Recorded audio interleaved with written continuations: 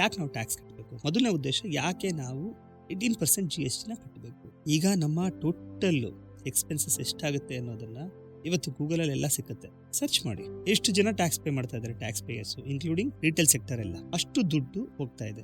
ಅಷ್ಟು ದುಡ್ಡು ನಮಗೆ ಬಡ್ಜೆಟ್ ಆಗಿ ಬರ್ತಾ ಇದೆಯಾ? ಬರ್ತಾ ಇಲ್ಲ ಅಂತ ಹೇಳ್ತಂದ್ರೆ ಎಲ್ಲಿ ಇದು ನಡೀತಾ ಇದೆ? ನೀವೆಲ್ಲ ಜಾಗರೂಕರಾಗಬೇಕು. ಟ್ಯಾಕ್ಸ್ ನ ಕಟ್ಟಬೇಕು ಅಂತ ಅಂದ್ಬಿಟ್ಟು ಹೇಳ್ಬಿಟ್ಟಿದ್ದಾರೆ, ನಾವು ಕಟ್ಬಿಡ್ಬೇಕು, ರೂಲ್ಸ್ ಫಾಲೋ ಮಾಡಬೇಕು. ನಾವು ಆ ಪಾರ್ಟಿಯವ್ರು ಜೈ ಅಂತಿದೀವಿ, ಈ ಪಾರ್ಟಿಯವ್ರಿಗೆ ಜೈ ಅಂತಿದೀವಿ, ಅವ್ರು ಇದು ಮಾಡ್ತಾರೆ, ಅದು ಮಾಡ್ತಾರೆ. ಏನು ಯಾರು ಮಾಡ್ತಾ ಇಲ್ಲ. World's best strategist, king of deal closure, highest paid consultant, smart entrepreneur, international speaker, unique author,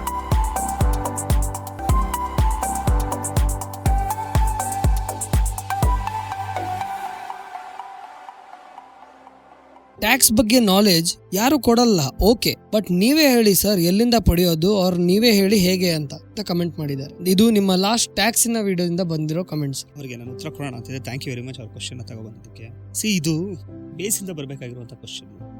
ಬೇಸಿಂದ in the sense, ಯಾಕೆ ನಾವು ಟ್ಯಾಕ್ಸ್ ಕಟ್ಟಬೇಕು? ಮೊದಲನೇ ಉದ್ದೇಶ, ಯಾಕೆ ನಾವು 18% GST ಕಟ್ಟಬೇಕು?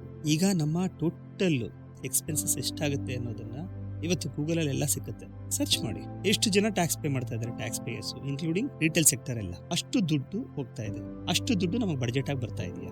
ಬರ್ತಾ ಇಲ್ಲ ಅಂತ ಹೇಳ್ತಂದ್ರೆ ಎಲ್ಲಿ ಇದು ನಡೀತಾ ಇದೆ? ನೀವೆಲ್ಲ ಜಾಗರೂಕರಾಗಬೇಕು. ಟ್ಯಾಕ್ಸ್ ನ ಕಟ್ಟಬೇಕು ಅಂತ ಅಂದ್ಬಿಟ್ಟು ಹೇಳ್ಬಿಟ್ಟಿದ್ದಾರೆ, ನಾವು ಕಟ್ಬಿಡ್ಬೇಕು, ರೂಲ್ಸ್ ಫಾಲೋ ಮಾಡಬೇಕು. ನಾವು ಆ ಪಾರ್ಟಿಯವ್ರು ಜೈ ಅಂತಿದೀವಿ, ಈ ಪಾರ್ಟಿಯವ್ರಿಗೆ ಜೈ ಅಂತಿದೀವಿ, ಅವ್ರು ಇದು ಮಾಡ್ತಾರೆ, ಅದು ಮಾಡ್ತಾರೆ. ಏನು ಯಾರು ಮಾಡ್ತಾ ಇಲ್ಲ. ಎಲ್ಲರೂ ಅವ್ರವ್ರ ಬೊಕ್ಸನ ತುಂಬಿಕೊಳ್ತಾ ಇದ್ದಾರೆ ಅಷ್ಟೇ. ನಮ್ಗೆ ವೆರಿ ಸಿಂಪಲ್ ಆಗಿ ಹೇಳ್ತೀನಿ, ಕೇಳಿಸ್ಕೊಳ್ಳಿ. ದೇಶ ಉದ್ಧಾರ ಆಯ್ತು ಅಂದ್ರೆ GST ಬೇಡ.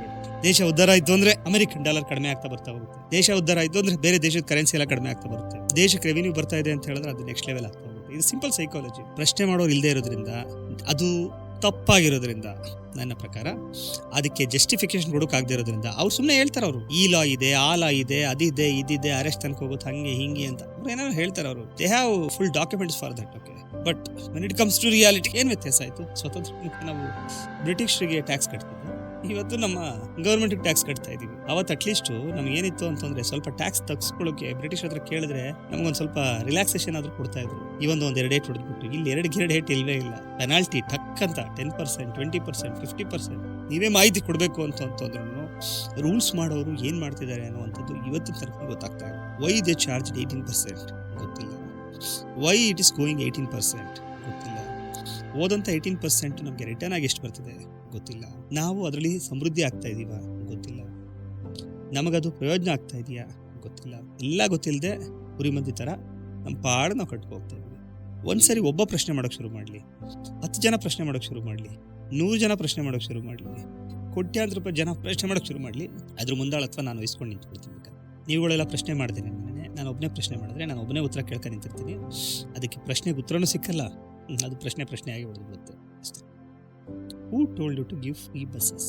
ಅವ್ರು ಕೊಡ್ತಾ ಇದ್ರು 40 ರೂಪಾಯಿ, 30 ರೂಪಾಯಿ, 50 ರೂಪಾಯಿ, 70 ರೂಪಾಯಿ ಅವ್ರು ಕೊಟ್ಟು ಬರ್ತಾ ಇದ್ರು ಇಲ್ವೋ? ಹೌದು. ಅವ್ರು ಕೇಳಲಿಲ್ಲ ನಂಗೆ ಫ್ರೀ ಕೊಡಿ ಅಂತ. ಕರೆಕ್ಟಾ? ನನಗೆ ಅಕ್ಕಿ ಫ್ರೀ ಕೊಡಿ ಅಂತ ಅಂದ್ಬಿಟ್ಟು ಯಾರು ಕೇಳ್ತಾ ಇದ್ದಾರೆ? BPL ಅವ್ರು ಕೇಳ್ತಾ ಇದ್ದಾರೆ, APL ಅವ್ರು ಕೇಳ್ತಾನೆ ಇಲ್ಲ. ನಾನು ಒಂದಿನ ರೇಷನಲ್ಲಿ ತಗೊಂಡೇ ಇಲ್ಲ ನಾನು. ಅರ್ಥ ಆಯ್ತಾ? ಸೊ ಮೆಜಾರಿಟಿ ಪೀಪಲ್ ನಮಗೆ ಸರ್ಕಾರದ ಸವಲತ್ತೇ ಬೇಡ ಅಂತ ಗೊತ್ತಿದ್ದಾರೆ. ನೀವು ಯಾಕೆ ಅವ್ರ ಪ್ರಾಸ್ಪೆಕ್ಟ್ ನೋಡ್ತಾ ಇಲ್ಲ?